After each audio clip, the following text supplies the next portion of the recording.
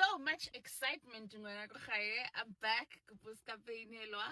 Yesterday, Ramasipile called his witness from Nongoma, which is BT Kumalo.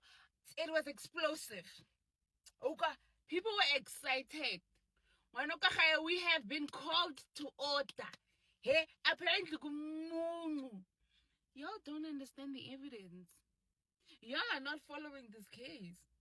Halitzibi evidence that's on the record, because why are you getting excited over Ramasipile establishing the fact that 163 of Nongoma was never a cold case? Who said it was a cold case? 163 was a cold case. Or are you trying to figure out why the cold case unit was investigating 163? I'm afraid you guys are excited for Ntwesiko. Yes, I stand with Kumalo when he says that case 163 was a possession case. It was not a murder case. Therefore, to you maybe, and him, it doesn't make sense why Ntanzi is involved in 163 for a murder charge.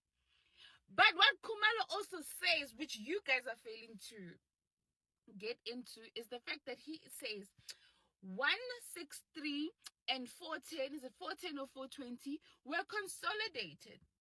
And 420, Kapayana 410, is a murder case. They were consolidated. When Gininda and Mukhani started investigating this case, Yanongoma, it was already consolidated with the murder case. And it gets consolidated after Kumalo's control. So Kumalo takes this case all the way to High Court. And then he says, from there, I don't know what happened. Kumalo would not know the investigations that happened in Johannesburg, which led to Ntanzi being a suspect in that case. Ramasipile and his friends are referring Kumalo to the original docket, intentionally so, because they want to mislead the court, and then come back and insult the court and say the court is choosing to protect evidence. Gininda came here and told us he got a copy from the advocate, Aba, right, who was handling the case.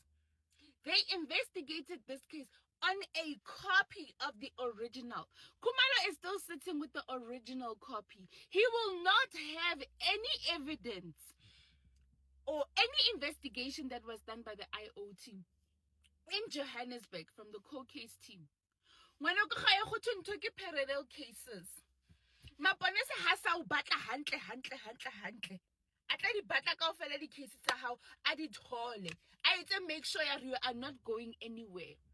Ntanzi confesses, because now it's quite clear that Ntanzi has confessed. With the evidence that Ntanzi has led, we can all stand with our chest and say Ntanzi confessed, because there was no torture here. He has brought witnesses that have confirmed that Ntanzi was not tortured. So there was no torture here. Therefore, we can all conclude that Ntanzi confesses.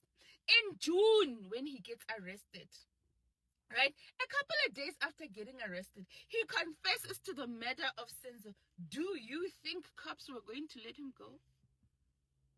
No.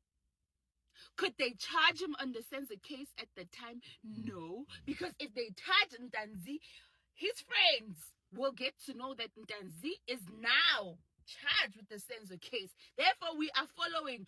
So let's eliminate Ntanzi before they come to us. Are you guys excited? You guys are excited over this evidence? This evidence is the one you're excited about? It's still not assisting Ntanzi or anyone. Let's say let's take away Gininda's evidence. Let's take away Mokhani's evidence. Let's take away the court case unit's evidence and say, well, abeta mapoisa abamba Ntanzi for nothing. Hey, they arrested him for nothing. But Ntanzi confesses to Ntanzi confesses to Senzo's case. And we are now dealing with Senzo's case.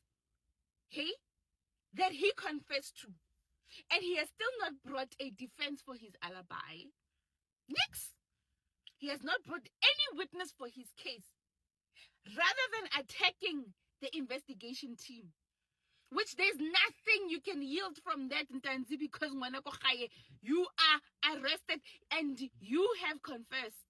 And your confession is corroborated by objective evidence. Let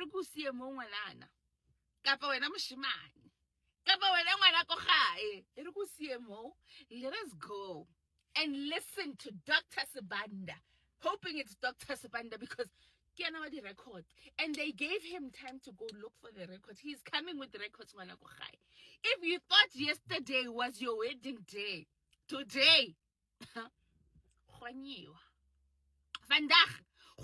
if you guys thought our plane is going to experience turbulence because of the Ngoma case,